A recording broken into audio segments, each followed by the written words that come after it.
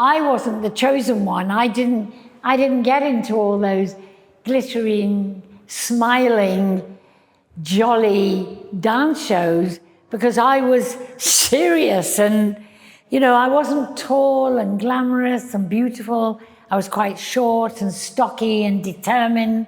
I didn't kind of fit.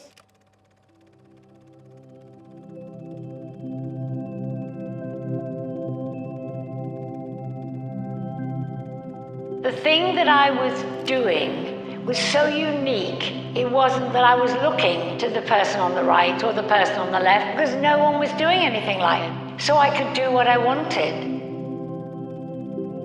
I didn't really understand the impact. I kind of wasn't even overwhelmed about it because it just happened and I just had to get on with it. It feels like Alice in Wonderland. Door opens, go through it.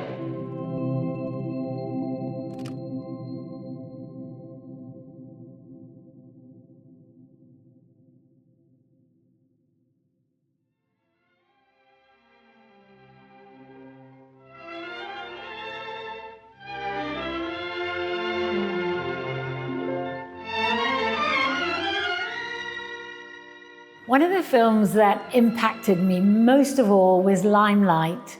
I was very young. All I wanted to do was dance. So the great day came when I was going to go and get my ballet shoes. Everything was going really well until my mum said, "How much are the shoes?"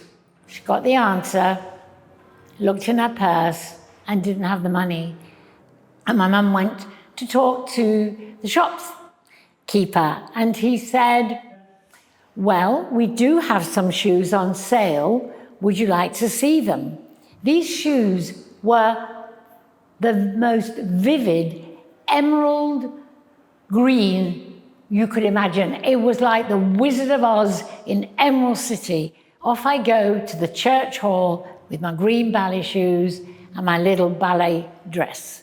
And as I walked in the room, the 8- and 9-year-olds looked at me as I walked past and looked around like I was a joke. And I wanted to run. That church hall had the biggest double doors you've ever seen, and I wanted to run through them. But I knew if I ran, I wasn't going to get my classes again. So I took a deep breath in my ballet shoes, walked over to the bar, and as I'd seen in all the films, took my arm out and did my first movement of ballet. I was in a dream. I was in a safe place. I was in the place I wanted to be. And that was the beginning. I stuck it through in my green ballet shoes.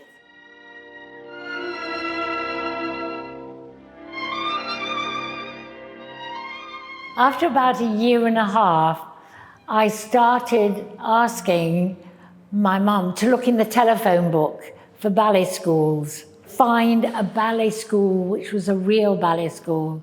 We found the very famous Muriel Tweedy School of Dance.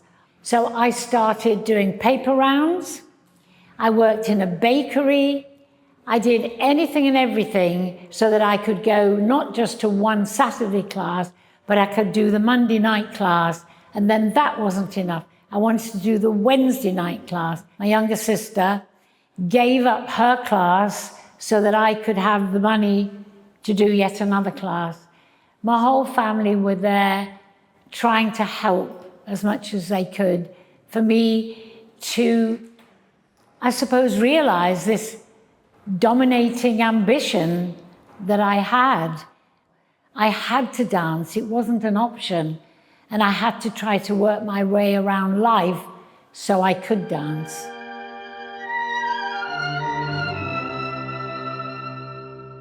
They were very, very strict about who could stand on the front row.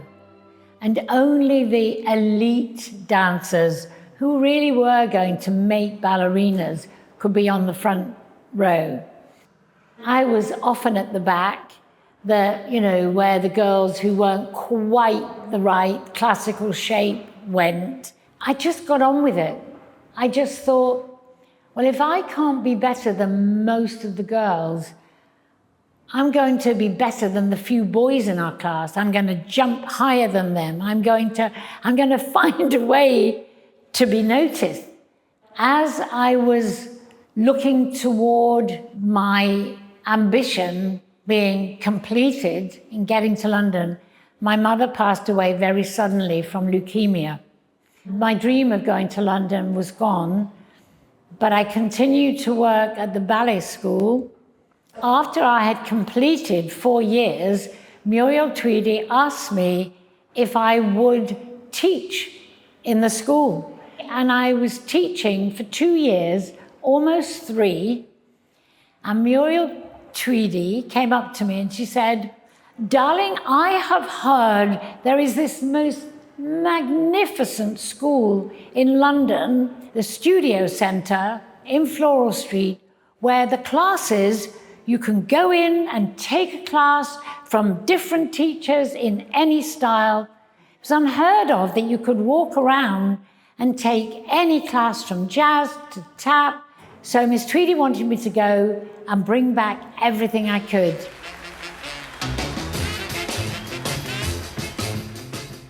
On the very last day of classes, I saw, pinned to the wall, Modern American Jazz, Luigi style, taught by Molly Molloy. It was American jazz, but this very contemporary style, this very fluid way. Molly turned to me and she said, "Where did you train? I've never had anyone come into my class who could understand the way that this lyrical movement, jazz style, works, and you just seem to own it." She said, "Are you in London? I'd love to offer you a scholarship so you can come to all my classes." I said, "No, I'm going back to Manchester tomorrow." She said, "Well, what do you need to stay in London?" I said, "Well, I need a job and a place to live." She said, "Well, I have a very good friend who's looking for someone to live in, help him clean the house, so you would earn some money and you'd have a place to live and you could come to my classes. What do you think?" So I said, "I don't know how I'd tell my dad. I don't know how I'll tell my sister." She said, "Look, if you want something enough, you'll find a way." And I said, "How do I go about getting this job?" And she said, "Well, I'd like you to meet Ridley Scott, my friend, and he can tell you all about what the job is." So I got the job with Ridley Scott. And so London just felt like it was paved in gold and I was meant to be there. Please send me a doctor. One day, Ridley asked me if I would choreograph a commercial for him. It was for Dr. Pepper for America. It became such a successful Dr. Pepper commercial that for the next 3 years, I went there and back to America choreographing Dr. Pepper commercials.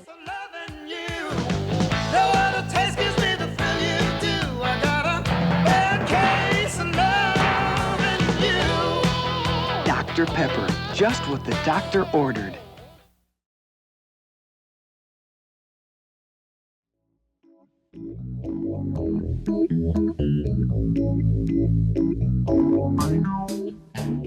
London was buzzing. The 70s into the late 70s was discos, it was fashion, it was style, it was outrageous, it was fabulous. But television didn't seem to have caught up.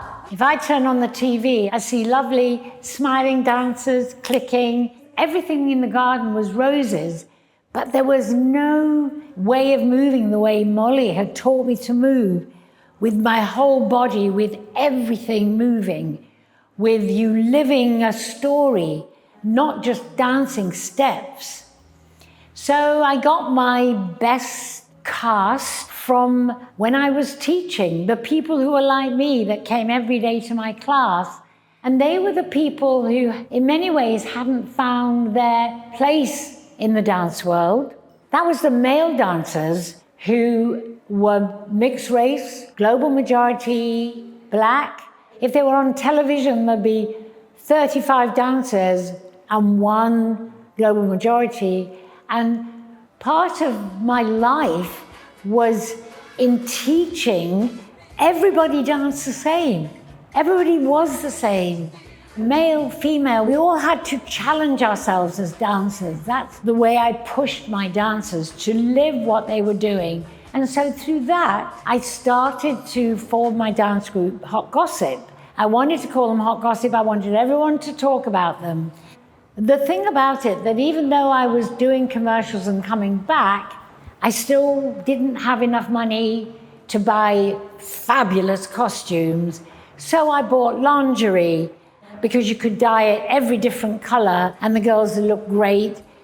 One day, a producer saw this show and he said, would I be interested in putting them on television? I couldn't believe it, because anyone that had seen the show had always said, no, too sexy for TV, dismissed us. We went onto a show called the Kenny Everett Video Show. That show in itself was quite outrageous of its time, with the brilliant Kenny Everett. Will Crossroads collide with Coronation Street? Will Monday show up at all? At the time, there was a self-declared protector of public morals called Mary Whitehouse. She often spoke up about it, and anything that was edgy or dangerous will destroy the life of children if they get a glimpse of a girl in a pair of stockings. She was off to the Houses of Parliament to register her disgrace. We made the front page of every single newspaper, and that was the biggest turnaround in my life. My life changed like almost on an instant. Yes, I had worked so hard for it all of those years, but it was because of her outrage that people watched, that people looked, that people noticed us. And it was very radical and very different to anything had been on television.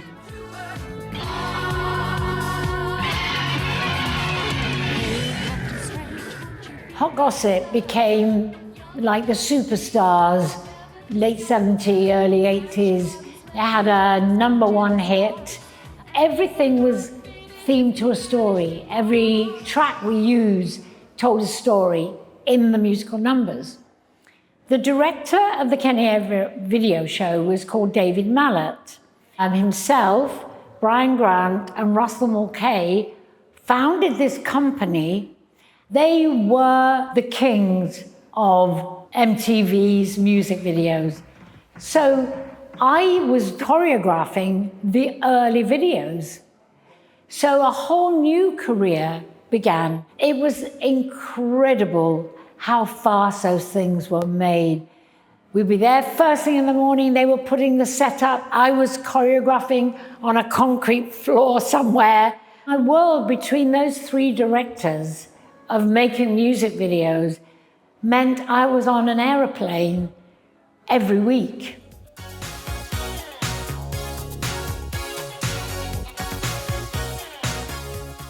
It started off with Whitney Houston. How will I know? She was only just becoming the massive star. Very shy, very sweet, and the videos didn't stop. Boy George, Tina Turner, Aretha Franklin, Elton John, Freddie Mercury. I feel like I made a video for every female diva. Private Dancer with Tina Turner. That was a big comeback video for her. Diana Ross, Chain Reaction, another big return to fame. Films with the Pet Shop Boys, films with Duran Duran, which in themselves were music videos, but throughout, whole film made of music videos with a story in between. I worked in all weathers. I worked in 104 degrees in Las Vegas. I worked in frozen Scotland and so many places that challenge you to work in. So vibrant, everything from the makeup to the costumes, to moving cameras, they all were, in a way, we were making films called something else.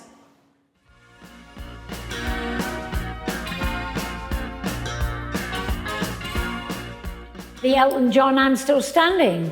We were going to the south of France with this idea that Elton was going to start in an open top car with Bruno Tonioli in the back of the car and drive down this road that twists and twists and twists, arrive on the promenade in Nice, and the car would crash through a sugar glass window, and Elton would jump out of the car and some dancers would jump in. When we got there, 7 a.m. in the morning, the police said, oh, it's too dangerous. You can't do this. It's not going to be allowed. Elton can only work in safe spaces. I had a friend who had a huge dance school in France. And I said, can you bring them along? Your best dancers, anything like swimsuits, bikinis, shorts, little dresses, whatever they've got, because we had to shoot that day. We body painted all the dancers. And I created I'm Still Standing on the spot. Because it was Elton, we were allowed to go into the Negresco Hotel. Right, everybody, round these stairs, do that. I was choreographing it, then they would film, choreograph and film. Elton John was one of the artists that said, just tell me what I have to do. I'll turn up on the day, show me what to do. Freddie Mercury, on the other hand, was absolutely from the start wanted to know what I had in mind, what David Mallet, the director, had in mind, and what Freddie had in mind. And Freddie was adventurous as can be. He was loving art forms, from art itself to everything that's considered to be the arts. He was so beautiful and wonderful to work with, and kind.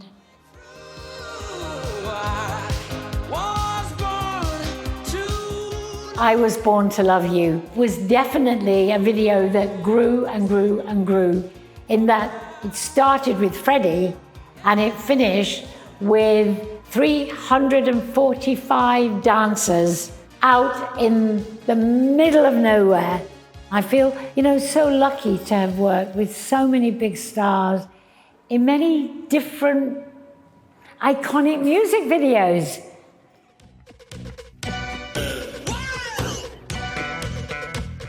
Making Wild Boys, it's been the longest rehearsal period.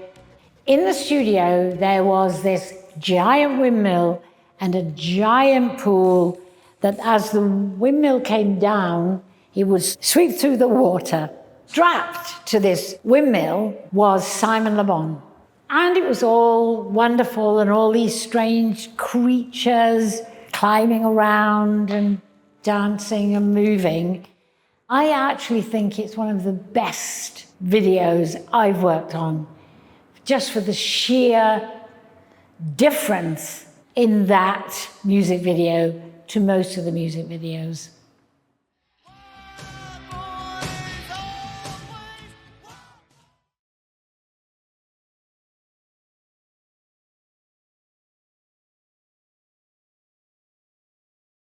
Dancing.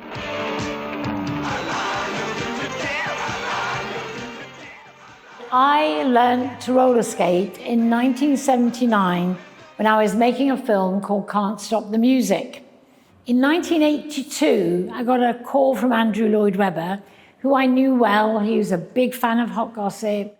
He said, I'm going to do a show on roller skates. Would you like to choreograph it?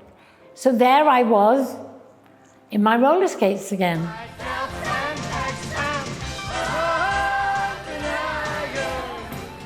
Starlight Express was the first show, I think, that mixed sport, theatre, musical. They didn't go together, but Andrew had created this huge, huge show.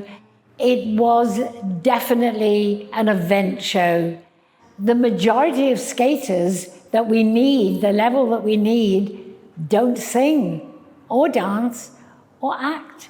So every show has a 3-month training program ahead of all the rehearsals. That's why it's such a monumental show. It's this constant machine of trying to get the best performers ever for Starlight.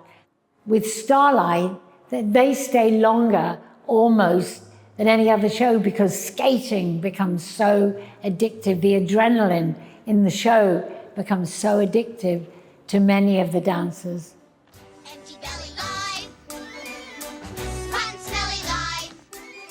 Annie was one of the most remarkable things I've ever done in my life. One of the first meetings I had was going to be in New York, very excited. And Ray said, you'll meet John Huston in London.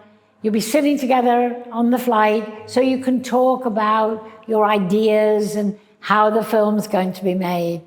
So I sat next to him and he was telling me his life stories. I was like in a dream. And then as we got close to New York, he said, well, I guess we better talk about the film. And I just want you to know, I hate kids. I hate dogs. So you just be prepared to deal with them. And I thought, oh my goodness, to hear that when this film is all about the kids and the dogs. We got on really well, and the cast was amazing. And to this day, I think I've had more messages, reposts worldwide because of Annie, and that is male and female.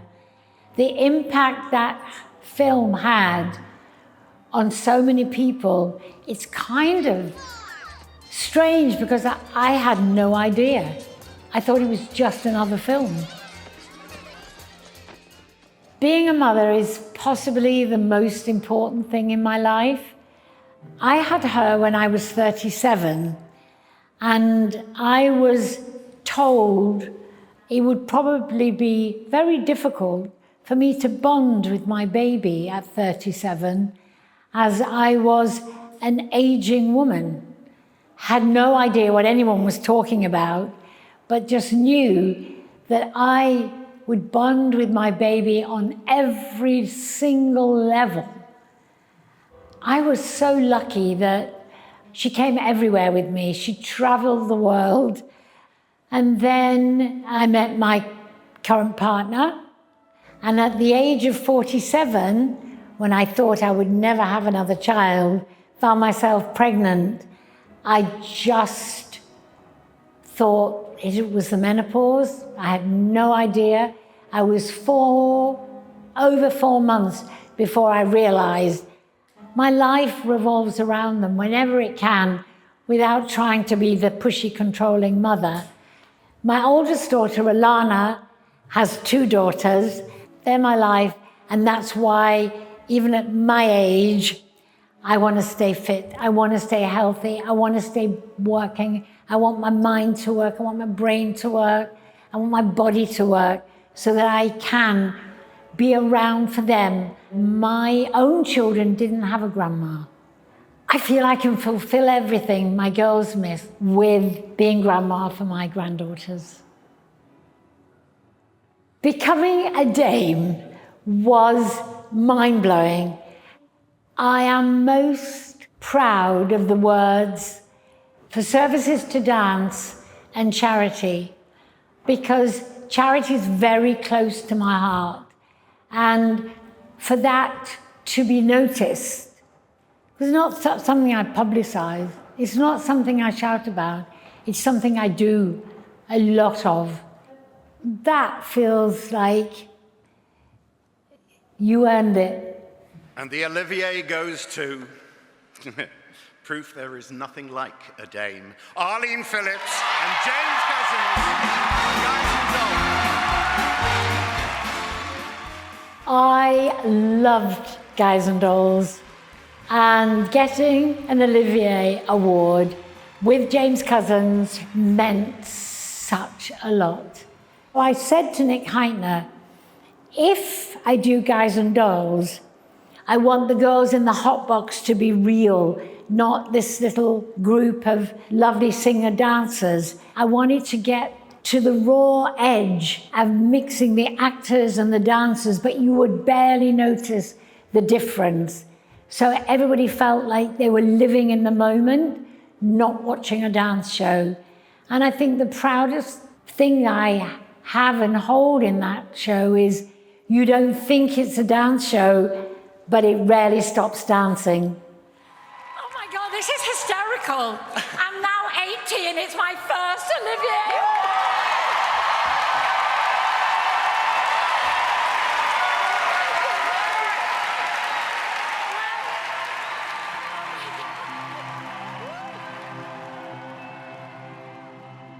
You will get rejected time and time again. How do you go along believing yourself? How do you find that strength, that power to encourage you when you're down? And I say, when you're really down, kick, scream, play around, give yourself maximum 48 hours and step out of it. Take every opportunity. I think I took pretty much every opportunity I could. And when did I give up? I try not to think that I failed. Failure is a mistake that often you can't put right, but you can ensure you never make that mistake again. Very keen on lying in bed, closing my eyes, and just thinking about what I've done and letting go of the I shouldn't have done that, letting go of the negatives and just see the bright times I've had and the bright future I can still have. I just encourage anyone who wants to dance, don't give up without fighting. Never, because you let yourself down. There's always a way, you just have to find it.